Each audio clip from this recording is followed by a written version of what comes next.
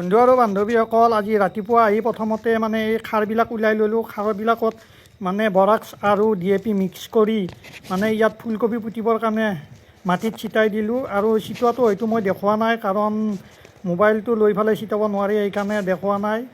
আৰু তাৰপিছত এই চেৰা এটাৰ কাৰণে মাটি অলপ যোগাৰ কৰি ল'লোঁ, মানে বন্ধাকবিৰ চেৰা এটা দিব লাগিব। মাটিবিলাক অলপ মিহি কৰি ল'লোঁ আৰু চেৰাটো আজি নিদিওঁ, কালি দিম। আৰু ইপিনে দেউতাই ঔষধ দি আছে মোৰ পিছপিনে, মানে চাঙিখনত লাও আছিল, লাওত মানে অলপ চলপ পোকা ধৰিছে, সেইকাৰণে চাঙিখনত দেউতাই ঔষধ দি আছে আৰু ইপিনে মোৰ কামটো মই কৰি আছোঁ। আৰু ইপিনে মানে তিয়ঁহবিলাকত অলপ অলপ মাটি চপাই দিলোঁ, মানে তিয়ঁহৰ গুৰবিলাক অলপ ডাঠা হয় আৰু পোখা বেছি মাৰে এনেকৈ দিলে। তাৰপিছত দুপৰীয়া ভাত লৈ আহিলোঁ, মানে আজি ভাত অলপ জলদি লৈ আহিছোঁ। আৰু ভাটিবেলা হয়তো মই পথাৰত নাথাকোঁ, কাৰণ বিশেষ এটা কাম আছে ভাটিবেলালৈ, সেইকাৰণে ভাত দি পেলাই ঘৰৰ পিনে গুচি আহিম।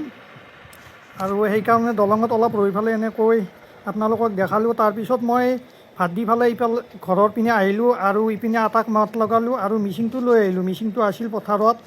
তাৰপিছত এয়া আবেলি টাইমত মই এই ফটো উঠিব আহিলোঁ। আচলতে স্মাৰক গ্ৰন্থৰ কাৰণে 124 সংখ্যক ৰাসৰ কাৰণে এই ফটো উঠিব আহিছোঁ।